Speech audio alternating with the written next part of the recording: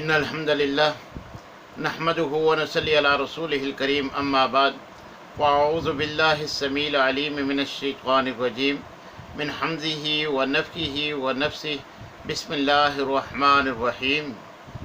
تبارک الذی بیدہ الملک وہو علی کل شیء قدیر۔ سامعین محترم، قرآن کریم کا پارہ نمبر 29 11 صورتوں پر مشتمل ہے۔ ابتدا میں اللہ تبارک و تعالیٰ نے سورہ ملک ذکر فرمائی ہے۔ سورہ ملک یہ سورت ابتدائی مکی دور میں نازل ہوئی۔ اس میں بڑے مؤثر انداز میں تخلیق کائنات کے ذریعے خالق کا تعارف جو ہے وہ اللہ تبارک و تعالیٰ نے کروایا ہے۔ اللہ تبارک و تعالیٰ فرماتے ہیں الذی خلق سبع سماوات طباقا ما تری فی خلق الرحمن من تفاوت فرج البصر هل تری من فطور ثم ارجع البصر کرتین ینقلب الیک البصر خاسئا وهو حسیر۔ اللہ تبارک و تعالیٰ فرماتے ہیں، چیلنج کرتے ہوئے کہتے ہیں کہ وہ ذات جس نے 7 آسمان اوپر نیچے پیدا فرمائے ہیں، یہ رحمان کے پیدا کیے ہوئے ہیں، تو ان میں کوئی کمی بیشی نہیں دیکھے گا، بس اپنی نظر کو جو ہے وہ بار بار دوڑا کہ کیا تجھے کوئی ایسی چیز نظر آ رہی ہے، کوئی دراڑ یا کوئی کمی، کوئی کوتاہی، کوئی ایسی تمہیں آسمان کی تخلیق میں جو نظر آ رہی ہے تو بتا۔ تو اللہ تبارک و تعالیٰ فرماتے ہیں کہ بار بار نظر دوڑا کر تیری نظر پلٹ آئے گی، کوئی چیز تمہیں اللہ کی تخلیق میں جو ہے وہ عیب دار نظر نہیں آئے گی، کوئی اس میں جو ہے وہ تمہیں عیب نظر نہیں آئے گا۔ اس کے بعد اللہ تبارک و تعالیٰ فرماتے ہیں آمنتم من فی السماء ان یخسف بکم الارض فاذا ہی تمور، کہ کیا تم اللہ تبارک و تعالیٰ کی نافرمانی پر دنیا میں ہی پکڑ سے بے خوف ہو گئے ہو، کہ آخرت میں تو اللہ تبارک و تعالیٰ نے عذاب دینا ہی ہے، مگر دنیا میں بھی تمہیں بے خوف نہیں ہونا چاہیے، بلکہ ہر وقت جو ہے وہ خوف ہونا چاہیے کہ اللہ کہیں تمہیں کسی عذاب سے، کسی مصیبت سے دوچار نہ کر دے۔ تو اللہ تبارک و تعالیٰ فرماتے ہیں آمنتم من فی السماء ان یخسف بکم الارض فاذا ہی تمور ام امنتم من فی السماء ان یرسل علیکم حاصبا فستعلمون کیف نذیر، کیا تم اس سے بے خوف ہو گئے ہو جو آسمان میں ہے کہ وہ تمہیں زمین میں دنسا دے تو اچانک وہ حرکت کرنے لگے، یا تم اس سے بے خوف ہو گئے ہو جو آسمان میں ہے کہ وہ تم پر پتھروں والی آندھی جو ہے وہ بھیج دے، پھر ان قریب تم جان لو گے کہ میرا ڈرانا کیسا ہے۔ یعنی اللہ تبارک و تعالیٰ کی نافرمانی پر بندے کو دنیا میں بھی اللہ کے عذاب سے جو ہے وہ ڈرتے رہنا چاہیے، فوراً اس کی توبہ اور استغفار کر لینی چاہیے، کیونکہ اللہ تبارک و تعالیٰ دنیا میں بھی گناہوں کی پاداش میں بندوں پر عذاب مسلط کرتے رہے ہیں۔ اس لیے اگر ہمیں اللہ تبارک و تعالیٰ ڈھیل دے رہی ہیں، اس سے فائدہ اٹھا کر فوراً جو ہے وہ سچی توبہ کرنی چاہیے، اور ہر وقت فکر مند رہنا چاہیے کہ کہیں اللہ تبارک و تعالیٰ ہمیں کسی عذاب سے دوچار نہ کر دیں۔ پھر اس کے بعد اللہ تبارک و تعالیٰ نے اپنی قدرت اور طاقت انسان کو سمجھانے کے لیے اس سے 4 سوال کیے ہیں۔ امن ھذا الذی یرزقکم من امسک رزقا بل لجوا فی عتو ونفور، اللہ تبارک و تعالیٰ فرماتے ہیں وہ کون ہے جو تمہیں رزق دے گا اگر وہ اپنا رزق روک لے، یعنی کہ میں اللہ جو رازق ہوں، حقیقی رازق، اپنا رزق میں روک لوں تو کون ہے جو میرے علاوہ تمہیں جو ہے وہ رزق دے سکتا ہے۔ اور دوسرے مقام پر دوسری مرتبہ فرمایا فمن یجیر الکافرین من عذاب علیم، کون ہے کہ کافروں کو دردناک عذاب سے جو ہے وہ بچا لے، یعنی میں اگر ان کو عذاب دینا چاہوں تو کون ہے جو کافروں کو میرے عذاب سے جو ہے وہ محفوظ رکھے گا۔ اور فرمایا افمن یمشی مکبا علی وجہہ اہدی امن یمشی سویا علی صراط مستقیم، اللہ تبارک و تعالیٰ فرماتے ہیں کیا وہ شخص جو منہ کے بل الٹا جو ہے ہو کر چلتا ہے وہ زیادہ ہدایت والا ہے، یا جو بالکل سیدھا ہو کر درست چلتا ہے وہ ہدایت والا ہے؟ یعنی جو خود جو ہے وہ نیچے دیکھ کے چل رہا ہے، وہ خود جو ہے وہ اوندا ہو کے چل رہا ہے، سامنے تو اس کو خود اپنا راستہ نظر نہیں آ رہا، وہ دوسروں کو جو ہے وہ کیا راستہ دکھلائے گا؟ جو اپنا راستہ خود نہیں دیکھ رہا وہ دوسروں کو کیا دکھلائے گا؟ تو یہی جو اللہ کے مقابلے میں تم اللہ کی مخلوقات میں سے جو اس کا ساجی اور شریک ٹھہراتے ہو، ان کی بھی یہی کیفیت ہے۔ ان کو تو اپنا بارے میں کچھ پتہ نہیں ہے، یہ تو خود اللہ کی تخلیق ہیں، ان کو تو اپنے بارے میں علم نہیں ہے، تو یہ اپنی رہنمائی نہیں کر سکتے، تو تمہیں جو ہے وہ تمہاری کیا رہنمائی کریں گے؟ ان کی مثال بھی ویسے ہی ہے کہ جو اوندے منہ چلتا ہے وہ تو زمین کی طرف دے رہا، سامنے تو دیکھنے کی اس کی قدرت ہی نہیں ہے، سامنے تو وہ خود اپنے لیے نہیں دیکھ سکتا راستہ، وہ دوسروں کو کیا راستہ دکھلائے گا؟ تو اللہ تبارک و تعالیٰ چوتھا سوال یہ کہتے ہیں قل ارأیتم ان اصبح ماؤکم غورا فمن یأتیکم بماء معین، کہ اے پیغمبر صلی اللہ علیہ وسلم آپ ان سے پوچھئے، کہہ دیجئے کہ کیا تم نے دیکھا اگر تمہارا پانی اللہ تبارک و تعالیٰ گہرا کر دیں، یعنی زمین میں زیر زمین لے جائیں تو کون ہے جو تمہارے پاس بہتا ہوا پانی لائے گا؟ یعنی یہ اللہ تبارک و تعالیٰ ہی کا اختیار ہے کہ اللہ تعالیٰ جو ہے وہ زمین سے تمہیں چشموں کے ذریعے پانی سے جو ہے وہ لطف اندوز کرتا ہے۔ تم پانی کی نعمت سے اگر محروم کر دیے جاؤ گے تو اللہ کے علاوہ تمہارے شریکوں میں سے جس کی تم اللہ تبارک و تعالیٰ کے مقابلے میں عبادت کرتی ہو، ان میں سے کوئی اختیار رکھتا ہے کہ جو اللہ کے پانی روک لینے پر تمہیں پانی دے سکتا ہے؟ پھر سورہ قلم میں اللہ تبارک و تعالیٰ رسول اللہ صلی اللہ علیہ وسلم کے خلق عظیم کی جو ہے وہ ضمانت دے رہی ہے، گارنٹی اور تائید کر رہی ہیں کہ نون والقلم وما یسطرون ما انت بنعمت ربک بمجنون وان لک لاجرا غیر ممنون وانک لعلی خلق عظیم، کہ آپ خلق عظیم کے جو ہے وہ مالک ہیں۔ اللہ تبارک و تعالیٰ خود نبی صلی اللہ علیہ وسلم کے خلق عظیم کی جو ہے وہ گواہی دے رہے ہیں۔ تو نبی صلی اللہ علیہ وسلم کا ہر لمحہ ہر چیز ہمارے لیے بھی اسوہ حسنہ ہے۔ ہمیں بھی نبی صلی اللہ علیہ وسلم جیسا عمدہ اخلاق اپنانا چاہیے، اور خود نبی صلی اللہ علیہ وسلم نے بھی ہمیں اچھے اخلاق کا جو ہے وہ حکم دیا ہے۔ خود اللہ نے بھی قرآن میں اخلاقی کمزوریاں دور کرنے کا اور عمدہ اخلاق اپنانے کا حکم دیا ہے۔ نبی صلی اللہ علیہ وسلم نے بھی ہماری یہی رہنمائی فرمائی ہے اور اسی پر ہمیں جنت کی ضمانت دی ہے۔ جیسا کہ نبی صلی اللہ علیہ وسلم سے پوچھا گیا کہ اللہ کے رسول، جنت میں کون سے اعمال ہیں جو کثرت سے لوگوں کو جنت میں لے کے جائیں گے؟ تو نبی صلی اللہ علیہ وسلم نے دو اعمال کی طرف رہنمائی فرمائی، فرمایا تقوی اللہ و حسن الخلق، کہ اللہ کا تقوی، اللہ کا ڈر اپنے دل میں پیدا کر لینا اور اچھا اخلاق بنا لینا، یہ دو ایسے اعمال ہیں جو اپنے کرنے والوں کو کثرت کے ساتھ جو ہے وہ جنت میں لے جانے کا سبب ہوں گے۔ اور دوسرے مقام پہ نبی صلی اللہ علیہ وسلم نے فرمایا ان من خیارکم احسنکم اخلاقا، کہ تم میں سے بہترین انسان وہ ہے جو تم میں سب سے زیادہ اخلاق میں اچھا ہے۔ اچھا اخلاق یہ مومن کا زیور ہے، اور مومن کی یہ صفت ہے کہ وہ اچھے اخلاق کا جو ہے وہ حامل ہوتا ہے۔ عمدہ اخلاق نبی صلی اللہ علیہ وسلم کا تھا، جیسا اللہ نے یہاں بیان کیا۔ ہمیں بھی نبی صلی اللہ علیہ وسلم نے عمدہ اخلاق کا جو ہے وہ حکم دیا ہے۔ اللہ رسول کی منشا اور اللہ اور اس کا رسول کا حکم ہے کہ ہم اپنے اخلاق کو اچھا بنائیں۔ اچھے اخلاق کے دنیا میں بھی بے شمار فوائد ہیں، ہم اپنی آنکھوں سے دیکھتے ہیں، اور برے اخلاق کے بے شمار نقصانات دنیا میں ہم اپنی آنکھوں سے دیکھتے ہیں۔ برے اخلاق کی وجہ سے نہ کاروبار چل سکتا ہے، نہ گھر کا ماحول جو ہے وہ درست رہ سکتا ہے، نہ میاں بیوی کا رشتہ جو ہے وہ قائم رہ سکتا ہے۔ برے اخلاق والی عورت جو ہے وہ طلاق کی صورت میں اس کو جو ہے وہ گھر بربادی کا جو ہے وہ پروانہ مل جاتا ہے۔ اسی طرح برے اخلاق کی وجہ سے جو بھی انسان جو ہے وہ دنیا میں دنیاوی معاملات کرتا ہے، اس میں اس کو جو ہے وہ نقصان اٹھانا پڑتا ہے۔ اس کے مد مقابل اچھے اخلاق کے مالک، اگرچہ ان میں دنیاوی جو ہے وہ معاشی طور پر پریشانی ہی کیوں نہ ہوں، اگر لڑکی کا اخلاق اچھا ہو، گھر اس کا سنور جاتا ہے، گھر آباد رہتا ہے، اور اسی طرح اس کا کاروبار بھی، جس کا اخلاق اچھا ہو اس کا جو ہے وہ کاروبار بھی بہتر رہتا ہے۔ کوئی بھی وہ دنیاوی معاملہ کرتا ہے تو اخلاق اچھے ہونے کی بنا پر دنیا میں بھی اسے جو ہے وہ بے شمار فوائد ہوتے ہیں۔ اور اس کے بعد اللہ تبارک و تعالیٰ نے باغ والوں کا قصہ ذکر فرما کے ہمیں متنبہ کیا ہے کہ اللہ کا دیا ہوا مال اللہ کے راستے میں ہمیں جو ہے وہ صدقہ خیرات کرتے رہنا چاہیے، کہ اللہ اپنے بندوں کو جب مال دیتا ہے تو ان کو مال دے کر آزماتا ہے کہ یہ میرے بندوں پر خرچ کرتے ہیں یا نہیں۔ مال اگر اللہ کے راستے میں خرچ کیا جائے تو اللہ اس میں برکتوں کا نزول فرماتے ہیں، ورنہ اللہ تبارک و تعالیٰ ہمیں تنبیہ فرماتے ہوئے یہ واقعہ ذکر فرماتے ہیں کہ جس طرح باپ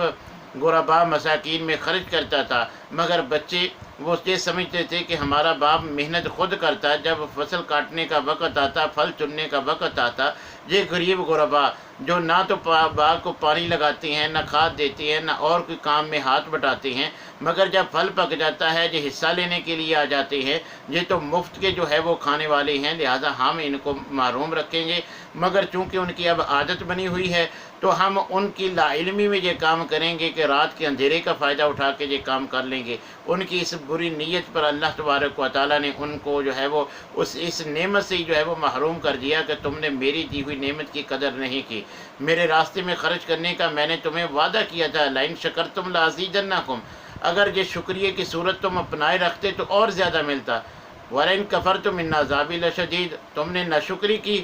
کفر کیا، میری ناراضگی والا راستہ اختیار کرنے کی کوشش کی، تو پھر دیکھ لو میرے عذاب کا سامنا، کہ اللہ تبارک و تعالیٰ نے ان کو اس نعمت سے جو ہے وہ محروم کر دیا۔ پھر بعد میں وہ ندامت کا اظہار کرتی ہیں، پشیمانی کا اظہار کرتے ہیں۔ ہمیں متنبہ کرنے کے لیے اللہ تبارک و تعالیٰ اس واقعہ کے بعد فرماتے ہیں کذالک العذاب، اسی طرح ہمارا عذاب ہوتا ہے۔ وَالْعَذَابُ الْآخِرَةِ أَكْبَرُ لَوْ كَانُوا يَعْلَمُونَ، اللہ فرماتے ہیں آخرت کا عذاب تو اس سے بھی زیادہ سخت ہے۔ لہذا دنیا میں ہم ایسے ہی کرتے ہیں کہ جو ایسے ناشکری کا راستہ اختیار کرتا ہے، اللہ تبارک و تعالیٰ فرماتے ہیں ہم اس کو ناشکری کی سزا دنیا میں ایسے ہی دیتے ہیں، آخرت کا عذاب تو اس سے بھی زیادہ سخت ہے، دنیا میں بھی ہم اس کو جو ہے وہ اسی طرح عذاب سے دوچار کرتے ہیں، جیسے سورہ سبا کی جو ہے وہ باغات کا اللہ نے پیچھے جو ہے وہ ذکر کیا تھا۔ تو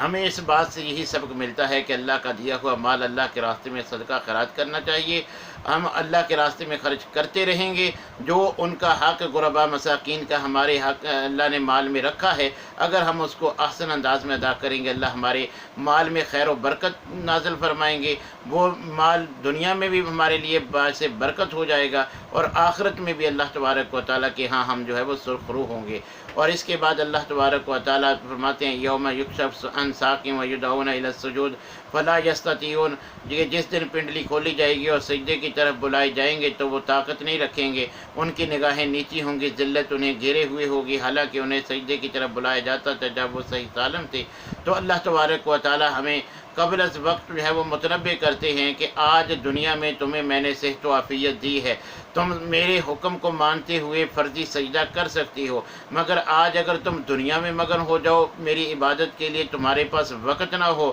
تو کل قیامت کے دن میں تمہیں یہ توفیق نہیں دوں گا کہ اس وقت جب سب سجدے میں گر جائیں گے، اللہ تبارک و تعالیٰ بے نماز کو سجدے کی توفیق نہیں دیں گے، اور اللہ تبارک و تعالیٰ اس کو جو ہے وہ سجدہ کرنے سے محروم رکھیں گے۔ تو جو اللہ کو قیامت کے روز سجدہ نہیں کرے گا تو وہ بلولا بات ہے کہ وہ سجدہ نہ کرنے والا پھر جنت میں بھی نہیں جا سکے گا۔ تو اس لیے میرے بھائیو، اللہ تبارک و تعالیٰ نے قبل از وقت ہمیں متنبع کیا ہے کہ اللہ تبارک و تعالیٰ نے دن اور رات میں ہم پر جو 5 نمازیں فرض کی ہیں، ہمیں یہ فرائض بھی ادا کرنے چاہیے، بلکہ اللہ کے جس قدر ہمارے اوپر انعام و اکرام ہیں، ہمیں تو اللہ تبارک و تعالیٰ کے شکریہ کے دور پر فرائض کے علاوہ جو نوافل مسنون نمازیں ہیں، تہجد ہے، اشراق ہے، ان کا بھی جو ہے وہ اہتمام کرنا چاہیے۔ فرائض کے بعد اور پہلے جو سنن ہیں ان کا بھی جو ہے وہ ضرور اہتمام کرنا چاہیے۔ اللہ تبارک و تعالیٰ ان کو بھی کل قیامت کے دن فرض کا درجہ دے کر جو ہے وہ ہمارے فرضوں کی جو ہے وہ کمی پوری کر دیں گے۔ لہٰذا ہمیں فرض اور سنت میں فرق سمجھے بغیر جو ہے فرض کیے بغیر دونوں کو ایک ہی طرح جو ہے وہ عمل کرنا چاہیے، ان میں سستی نہیں کرنی چاہیے، کیونکہ کل قیامت کے دن جب ان کا مقام مرتبہ ایک ہو جائے گا تو پھر ہمیں دنیا میں ان کی تفریق کر کے نظر انداز کرنے کی جو ہے وہ چندہ ضرورت نہیں ہے۔ اس کے بعد سورۃ الحاقہ کا ذکر ہے۔ الحاقہ قیامت کا نام ہے، یہ ابتدائی مکی دور میں جو ہے وہ نازل ہوئی کہ جب مخالفت نبی صلی اللہ علیہ وسلم کی شروع ہو چکی تھی، اس میں نافرمان اقوام پر دنیاوی اور اخروی جو مناظر ہوں گے عذاب کے، اللہ تبارک و تعالیٰ نے ان کی منظر کشی کی ہے۔ اور اس صورت کے بارے میں حضرت عمر فاروق رضی اللہ تعالیٰ عنہ فرماتے ہیں کہ ایک دن اسلام قبول کرنے سے پہلے میں اس نیت سے نکلا کہ نبی صلی اللہ علیہ وسلم کو جو ہے وہ اذیت دوں گا، تو میں نے دیکھا کہ نبی صلی اللہ علیہ وسلم حرم میں داخل ہو رہے ہیں، تو میں بھی آپ کے پیچھے چلا گیا۔ میرے جانے سے پہلے نبی صلی اللہ علیہ وسلم نے جو ہے وہ نماز شروع کر دی، تو آپ نے نماز میں جو ہے وہ سورہ حاقہ کی تلاوت شروع کر دی، میں نے جو ہے وہ چپکے سے وہ تلاوت سننی شروع کر دی۔ تو جب میں نے سورہ حاقہ کی تلاوت سنی تو میرے دل میں خیال آیا کہ شاید یہ تو کچھ شاعر ہے، شاعر کا قول ہے۔ تو اللہ تبارک و تعالیٰ کی طرف سے کیونکہ اس میں اس کا جواب تھا، فوراً نبی صلی اللہ علیہ وسلم جو ہے وہ سورت کی یہ آیت کریمہ تلاوت کرتے ہیں، وَمَا هُوَ بِقَوْلِ شَاعِرٍ قَلِيلًا مَا تُؤْمِنُونَ۔ تو پھر حضرت عمر فرماتے ہیں میرے دل میں یہ خیال آیا کہ چلو شاعر تو نہیں ہے، اس کی تو رد ہو گیا، تو شاید یہ کاہن کا قول ہو۔ تو اللہ تبارک و تعالیٰ نے جو ہے وہ اگلی آیت کریمہ میں اس کا بھی رد دیا تھا۔ نبی صلی اللہ علیہ وسلم اگلی آیت کریمہ تلاوت کرتے ہیں، وَلَا بِقَوْلِ كَاهِنٍ قَلِيلًا مَا تَذَكَّرُونَ۔ پھر حضرت عمر فرماتے ہیں کہ میرے دل میں یہ خیال آتا ہے کہ یہ تو بڑی زبردست جو ہے وہ کلام ہے، یہ کلام کس کی ہو سکتی ہے؟ تو نبی صلی اللہ علیہ وسلم اس آیت کریمہ کو تلاوت کر دیتے ہیں کہ تنزیل من رب العالمین۔ تو حضرت عمر فاروق فرماتے ہیں کہ میرے دل میں اس دن سے جو ہے وہ گہرا اسلام کا جو ہے وہ اثر پیدا ہو گیا۔ تو اس انداز میں سورہ حاقہ میں اللہ تبارک و تعالیٰ نے قوموں کی تباہی کی منظر کشی کی ہے، اور قیامت کے مناظر جو ہے وہ دکھلائے ہیں جو ہمارے جھنجھوڑنے کے لیے، ہماری جو ہے وہ دنیا سے بے رغبتی کے لیے جو ہے وہ کافی ہیں۔ اللہ تبارک و تعالیٰ قوم عاد کی تباہی کا منظر بیان کرتے ہوئے فرماتے ہیں وَأَمَّا عَادٌ فَأُهْلِكُوا بِرِيحٍ صَرْصَرٍ عَاتِيَةٍ سَخَّرَهَا عَلَيْهِمْ سَبْعَ لَيَالٍ وَثَمَانِيَةَ أَيَّامٍ۔ اللہ تبارک و تعالیٰ فرماتے ہیں کہ جو 8 دن مسلسل، 7 راتیں اور 8 دن مسلسل ان پر جو ہے وہ سخت آندھی، تیز آندھی جو ہے وہ چلائی گئی، جس کے ساتھ جو ہے وہ کھجور کے گرے ہوئے تنوں کی مانند جو ہے وہ ہو گئے۔ اتنے پاورفل، اتنی طاقتور قوم کہ نہ ان سے پہلے کوئی آئی نہ بعد میں آئی، وہ طاقتور لوگ بھی اللہ کی نافرمانی پر جب اکتا جاتے ہیں، جب اللہ کی نافرمانی پر اتر آتے ہیں، ان کو بار بار متنبہ کرنے پر بھی باز نہیں آتے، تو اللہ تبارک و تعالیٰ ان کا یہ انجام کرتے ہیں کہ سخت آندھی جو 7 راتیں اور 8 دن تک جو ہے وہ چلتی ہے مسلسل، تو اس سے جو ہے وہ ان کو تباہ و برباد کر دیا جاتا ہے۔ پھر اللہ تبارک و تعالیٰ قیامت کا منظر بیان کرتے ہیں کہ جب سور پھونکا جائے گا، زمین اور پہاڑوں کو اٹھا لیا جائے گا، آسمان پھٹ جائے گا، فرشتے آسمان کے کناروں پر ہوں گے، رب کا عرش 8 فرشتے جو ہے وہ اپنے اوپر اٹھائے ہوئے ہوں گے، تم پیش کیے جاؤ گے، تمہاری کوئی بات جو ہے وہ اللہ سے پوشیدہ نہیں ہوگی۔ جس کے اعمال کا نامہ اعمال جو ہے وہ جس کے دائیں ہاتھ میں ملے گا وہ تو خوش ہوگا اور کہے گا لو پکڑو پڑھو میرا اعمال نامہ، وہ خوشی کی زندگی میں ہوگا، اور جسے نامہ اعمال جو ہے وہ بائیں ہاتھ میں دیا جائے گا وہ کہے گا کاش کہ مجھے یہ دیا ہی نہ جاتا، یا اس سے پہلے جو مجھے موت آئی تھی وہی کام تمام کرنے والی ہوتی، مجھے دوبارہ زندہ ہی نہ کیا جاتا، میرا مال میرے کسی کام نہیں آیا، میری حکومت، میرا عہدہ جو دنیا میں میرے پاس عیش و عشرت کے لیے جو سما تھا وہ آج میرے کوئی کام نہ آیا، آج میرے لیے ندامت اور پشیمانی ہے۔ تو اللہ تبارک و تعالیٰ ہمیں متنبہ کرنے کے لیے ان کی پشیمانی جو ہے وہ ذکر فرماتے ہیں، تاکہ ہمارے پاس ابھی وقت ہے، ہم دنیا ہی میں سدھر جائیں، اپنی اصلاح فرما لیں، کیونکہ اس وقت پچھتانے کا کوئی فائدہ نہیں۔ پھر اللہ تبارک و تعالیٰ ان کا انجام بتلائیں گے، خذوہ فغلوا ثم الجحیم صلوا ثم فی سلسلۃ ذرعها 70 ذراعا فاسلکوہ، کہ انہیں پکڑو اور ان کے گلوں میں جو ہے وہ توق پہنا دو، بھڑکتی ہوئی آگ میں ان کو جھونک دو، 70 ہاتھ لمبی آگ کی جو ہے وہ زنجیر میں ان کو جو ہے وہ جکڑ دو، آج اس کے لیے نہ کوئی جلی دوست، نہ کوئی جو ہے وہ ان کے لیے کھانے پینے کی چیز، بلکہ ان کے کھانے کے لیے جو ہے وہ ان کے گناہ گاروں کی اس گناہوں کی پاداش میں جو ہے وہ ان کے اپنی زخموں سے نکلا ہوا پیپ اور اسی طرح جو ہے وہ ان کا لہو، وہ گندی چیزیں جو ہے وہ ان کو کھانے پینے کے لیے جو ہے وہ ملیں گی، جس کا اللہ تبارک و تعالیٰ اس صورت میں جو ہے وہ ذکر فرمایا ہے۔ ہمیں متنبہ کرنے کے لیے اللہ تعالیٰ نے یہ ساری منظر کشی کی ہے۔ ہمیں اللہ تبارک و تعالیٰ سے دعا گو رہنا چاہیے کہ اللہ تبارک و تعالیٰ ہمیں جو ہے وہ آخرت میں ہمارے ساتھ آسان معاملہ اپنائے اور ہمیں جو ہے وہ کامیاب لوگوں میں شامل کرے، دنیا میں ایسی توفیق بخش دے کہ جو ہماری کامیابی کا جو ہے وہ سبب بنے۔ اس کے بعد سورۃ المعارج کا ذکر ہے، اس صورت میں بھی اللہ تبارک و تعالیٰ نے کفار کو تنبیہ کی ہے اور نصیحت کی ہے کہ جو قیامت اور آخرت، جنت اور جہنم کی خبروں کا تم مذاق اڑاتے تھے نا، اور کہتے تھے کہ وہ قیامت جو ہم پر تم لے کے آنے والے تھے وہ لے آؤ، جس سے ہم ڈراتے تھے، اس کے جواب میں وہ کہتے تھے نبی صلی اللہ علیہ وسلم کو کہ وہ لے کیوں نہیں آتے، تو اللہ تبارک و تعالیٰ نے اس کے جواب میں یہ صورت نازل کی ہے کہ سوال کرنے والے نے یہ سوال تو کیا ہے کہ جو وہ حقیقی کیوں نہیں ہوتی، تو اللہ تبارک و تعالیٰ فرماتے ہیں کہ کافروں پر وہ ضرور باقی ہوگی اور کوئی بھی اس کو جو ہے وہ روکنے والا نہیں ہوگا، لیس لہ دافع، کوئی بھی ان کو اس سے جو ہے وہ بچا نہیں سکتا، وہ قیامت ضرور آئے گی، قیامت سے بچنے کی کوئی صورت نہیں ہے، اور عذاب قیامت جو ہے وہ ہے بھی قریب۔ اللہ تبارک و تعالیٰ فرماتے ہیں انہم یرونہ بعیدا ونراہ قریبا، کہ یہ تو سمجھتے ہیں کہ دور ہے، حقیقت یہ ہے کہ وہ انتہائی جو ہے وہ قریب ہے۔ تو اللہ تبارک و تعالیٰ نے یہاں قیامت کے مناظر جو ہے وہ ذکر فرمائے ہیں۔ پھر جنت میں جانے والوں کی اللہ تبارک و تعالیٰ نے صفات ذکر کی ہے کہ الذین ھم علی صلاتہم دائمون، جو ہمیشگی کے ساتھ نمازیں پڑھتے ہیں، والذین ھم فی اموالہم حق معلوم، جو اللہ کے دیے ہوئے مال میں سے جو اللہ نے غرباء مساکین کو ان کے مال میں حق رکھا ہے وہ اس کو معلوم جانتے ہیں، یعنی اس کو ادا کرتے ہیں۔ للسائل والمحروم، جو سوال کرے ان کو بھی، جو سوال نہیں کرتے مگر سفید پوش ہیں، ضرورت مند ہیں ان کو بھی وہ خرچ کرتے ہیں۔ والذین